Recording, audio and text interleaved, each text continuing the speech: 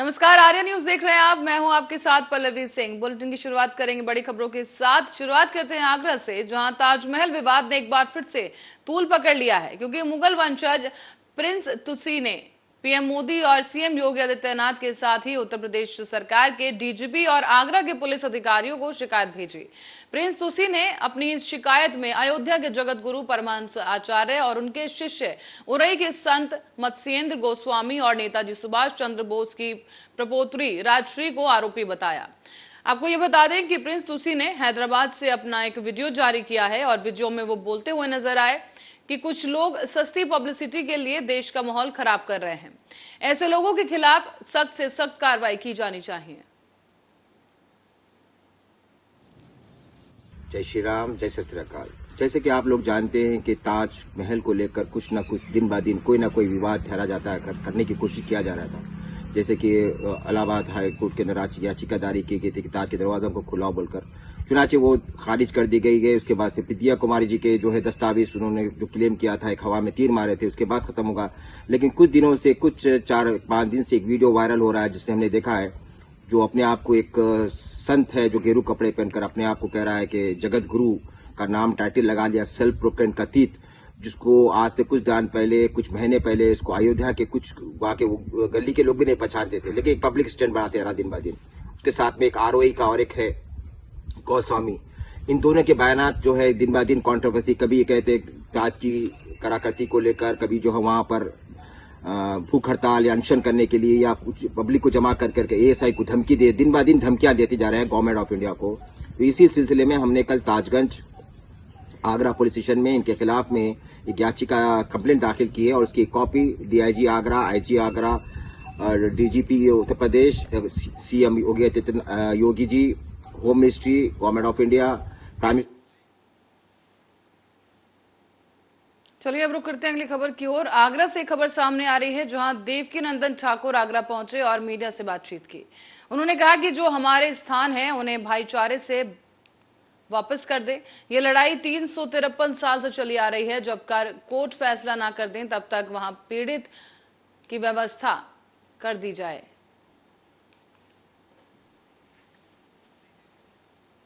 हाँ, हम लोग देखिए, place of worship in act in 1991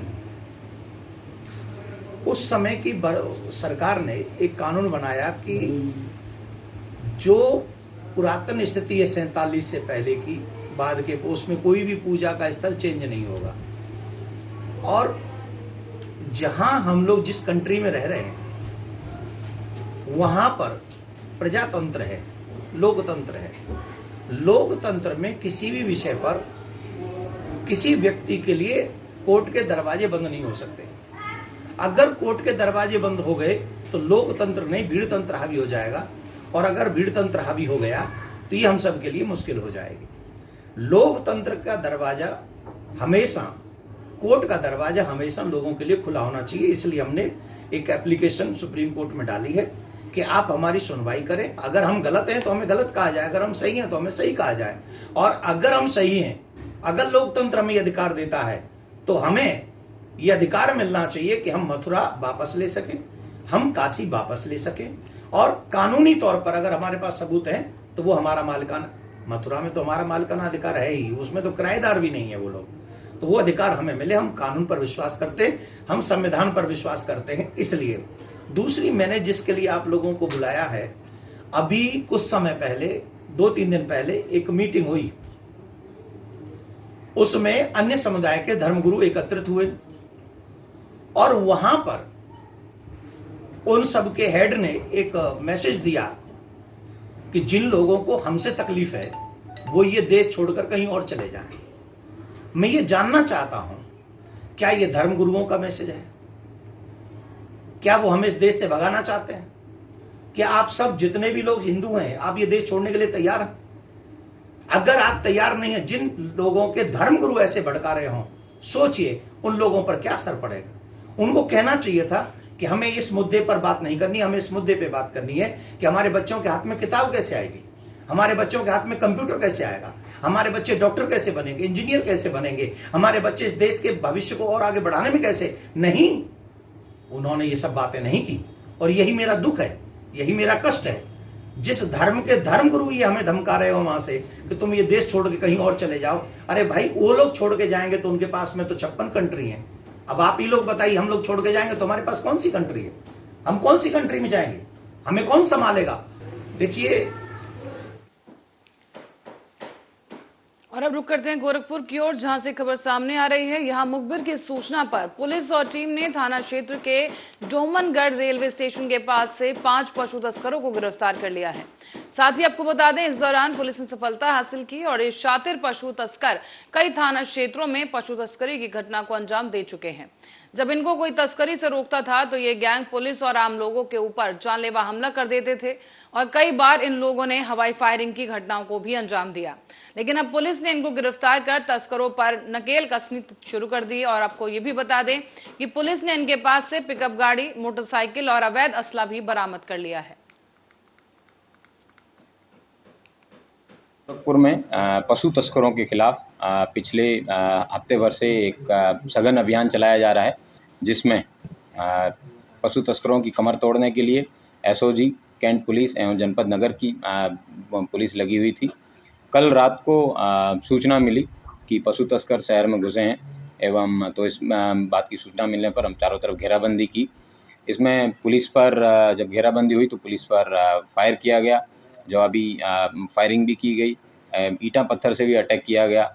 एक पिकअप गाड़ी है, उससे पशु तस्कर भाग रहे थे तो उनको फिर बैरिकेडिंग करके एक अच्छे नायाब तरीके से उनको गाड़ी को रोका गया एवं उसमें से 5 अभियुक्त हैं वो गिरफ्तार किए गए हैं। उनमें उनके नाम कमलेश उर्फ कल्लू यादव, विशाल निषाद, मोनू, जुल्फिकार एवं साहिल पुत्र रजब, तो ये 5 लोग गिरफ्तार हुए हैं एवं ये गोरखपुर पुलिस के लिए एक बहुत बड़ी सफलता है। गोरखपुर में और रुक करेंगे बड़ी खबर की ओर। कानपुर से एक बड़ी खबर सामने आ रही है, जहां बदमाशों को पुलिस का कोई खौफ नहीं रहा है। साफ तौर पर बदमाशों की दबंगाई यहां पर देखी गई और बेखौफ बदमाश पुलिस के डर से भी नहीं रुके। बदमाशों ने सिपाही की गर्दन काट दी। और आपको बता दें, बिल्हौर थाने में तैनात था ये सिपाही, कांस्टेबल देश दीपक नाम के सिपाही था जिसकी हत्या कर दी गई। और आपको बता दें कि शव को कमरे के अंदर बंद करके ये आरोपी बदमाश फरार हो गए हैं। सूचना के बाद मौके पर पहुंची पुलिस, जिसके बाद इस पूरे मामले में जांच की गई है। आपको बता दें कि दबंगों की इस हरकत के बाद से पूरे इलाके में दहशत का माहौल है, क्योंकि खुद पुलिस पर यह हमला किया गया है, एक कांस्टेबल पर हमला किया गया, उसकी बेरहमी से हत्या की गई और उसके बाद शव को कमरे में बंद करके आरोपी वहां से फरार हो गई। आरोपी बदमाश किस वजह से हत्या की गई फिलहाल इसका पता नहीं चल सका है। लेकिन आपको बता दें कि कानपुर से ये खबर सामने आई है, जहां पर एक कांस्टेबल की हत्या कर दी गई, निर्मम तरीके से हत्या की गई है और बदमाशों ने यह हत्या करने के बाद कांस्टेबल का शव कमरे में बंद कर मौके से वो फरार हो गए हैं। फिलहाल पुलिस ने इस पूरे मामले को संज्ञान में लेते हुए कार्रवाई शुरू की और अब इस पूरे मामले में जांच की जा रही है।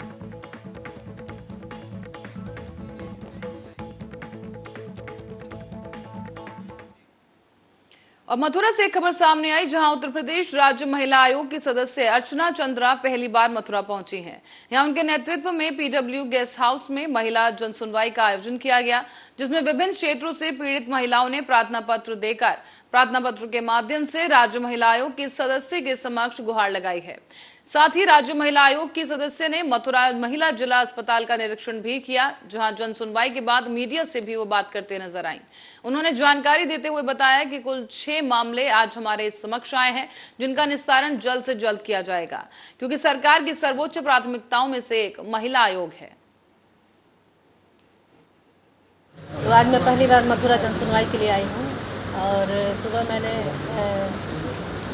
जिला अस्पताल निरीक्षण किया, जिसमें से गंदगी की भारी कमी पाई गई और डॉक्टर 3-4 जो थे वो लेट से आए। और अभी मैंने कुल मतलब 3 केस आया है, तो जिसमें एक जेठ जो है परेशान कर रहे एक महिला को और एक ज़मीन से संबंधित है जिनका हक चाहिए। तो वही खबर अब बांदा से है, जहां मोरंग माफियाओं के हौसले बुलंद होते दिखाई दे रहे हैं। आपको बता दें कि मोरंग माफिया प्रतिबंधित पोकलैंड मशीनों से अवैध खनन करते हैं और जब प्रशासन ने छापेमारी की तो अवैध खनन के 60 फीट गहरे गड्ढे पाए गए। ऐसे में ये साफ माना जा रहा है कि एनजीटी के आदेशों की मोरंग माफिया खुलेआम धज्जियां उड़ा रहे हैं।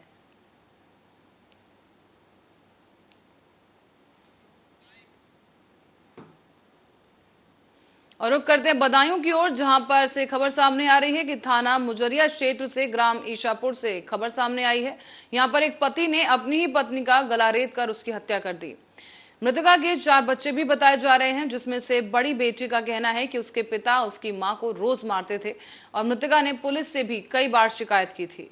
पुलिस आरोपी पति को फिलहाल गिरफ्तार करने भी आई, लेकिन आरोपी घर से फरार हो चुका था। पुलिस ने जाने के बाद से जब वो घर आया तो उसके बाद उसने अपनी पत्नी को मारा और उसके बाद उसकी हत्या कर दी गई।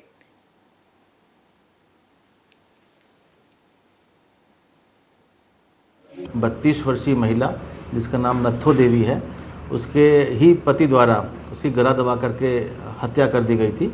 और इस प्रकरण में जब गहनता से छानबीन की गई तो ये तथ्य निकल के आया कि मृतका नत्थो देवी अपने मायके में ही, तिगोड़ा में उसका मायका है, जहाँ पर वो घर बनवा करके रहती थी और इसके पति का घर थाना सिविल लाइंस के ग्राम बहेड़ी में था। इसका पति लगातार उसको अपने साथ गांव चलने की बात कहता था और साथ ही साथ उसको आशंका थी कि उसकी पत्नी के किसी से अवैध संबंध है और इन्हीं के चलते ये हत्या की गई है। इस संबंध में अभियोग पंजीकृत करा दिया गया है और आरोपी पति को गिरफ्तार कर लिया गया है।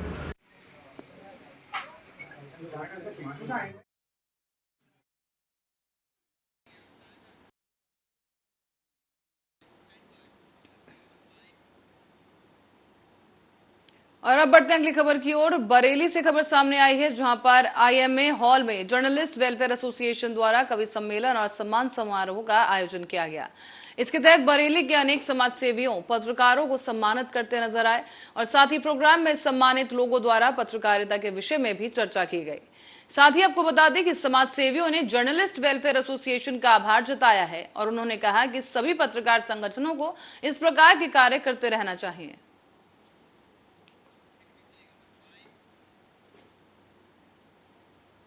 और बरेली एयरपोर्ट से पुलिस ने 2 तस्करों को 400 ग्राम सोने के पाउडर के साथ गिरफ्तार कर लिया है। पकड़े गए तस्कर दुबई से लाए गए सोने के साथ मुंबई जाने की फिराक में थे और अचानक से डील कैंसिल होने की वजह से तस्करों ने फ्लाइट नहीं पकड़ी। साथ ही आपको बता दें कि इस दौरान पुलिस को शक होने पर इन दोनों ही आरोपियों से पूछताछ की गई और तस्करों की तलाश ली गई। जैसे ही तलाशी ली गई तो तस्करों के जूते से पुलिस ने 400 ग्राम सोने का पाउडर बरामद कर लिया है।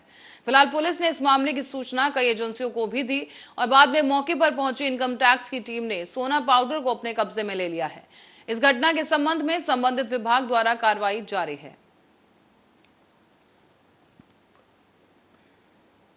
थाना इज्जतनगर के अंतर्गत जो सिविलियन टर्मिनल है उस पे 2 व्यक्ति हैं।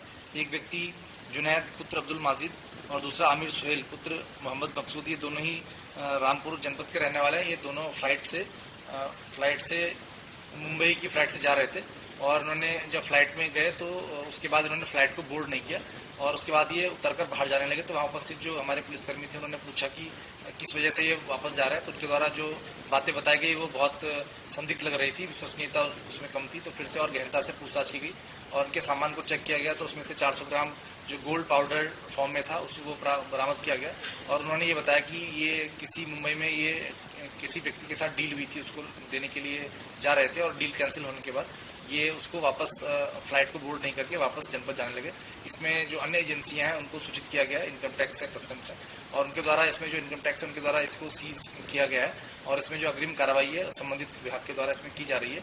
और दोनों ही व्यक्ति हैं, इनके द्वारा ये पूछताछ में ये भी बताया गया कि दुबई में इनके कोई जानने वाले रहते हैं, वहाँ से ये सोना वहाँ से लेके आए थे और इसको ये बेचकर कुछ उसमें अपना होटल या कुछ इस तरह से खोलने की इनकी योजना थी। इसमें और भी जांच की जा रही है। और जैसे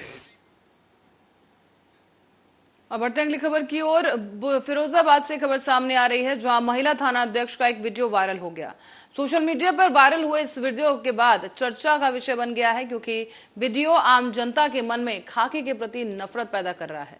आपको बता दें कि एसएसपी पुलिस को ये दिशा निर्देश देती हैं कि आम जनता के साथ दुर्व्यवहार कभी बर्दाश्त नहीं किया जाएगा। और इसी बीच एक ऐसा वीडियो सामने आता है जो तमाम सवाल खाकी पर खड़े कर रहा है। आप देख सकते हैं यहाँ पर ये महिला अधिकारी हैं जो कि सरेआम पिटाई कर रही हैं, मारपीट लोगों के साथ की जा रही है। महिला थाना अध्यक्ष का ये वीडियो है जो कि वायरल हुआ है फिरोजाबाद से। और आप देख सकते हैं सड़क पर किस तरीके से आपा होते हुए महिला थाना अध्यक्ष इस तरह के थप्पड़ बरसा रही हैं लोगों पर और सरेआम इस तरह की कार्रवाई की जा रही है और आसपास के तमाम लोग खड़े हुए देख रहे हैं। और इस वीडियो के वायरल होने के बाद से पुलिस विभाग में हड़कंप है, जबकि लोगों में दहशत है और खाकी के प्रति लोगों की जो मानसिकता है अब उसमें भी भय का माहौल पैदा हो चुका है।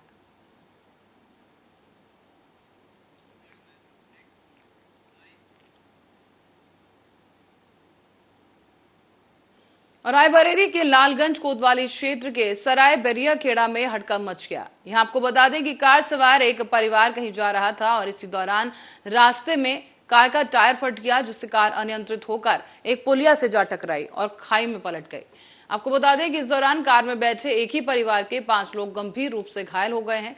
इन सभी को अस्पताल में भर्ती कराया जा चुका है। साथ ही इस घटना की सूचना भी पुलिस को दी गई थी, जिसके बाद पुलिस ने सभी घायलों को फौरन ही अस्पताल में भर्ती करवाया। 5 की हालत फिलहाल काफी गंभीर बताई जा रही है।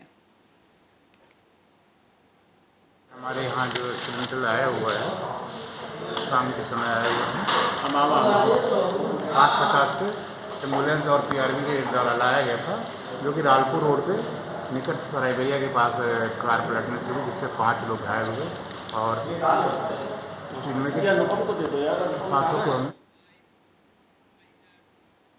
और इसी के साथ ही बुलेटिन में फिलहाल के लिए इतना ही। देश दुनिया की तमाम खबरों के लिए बने रहे हमारे साथ, देखते रहे RN।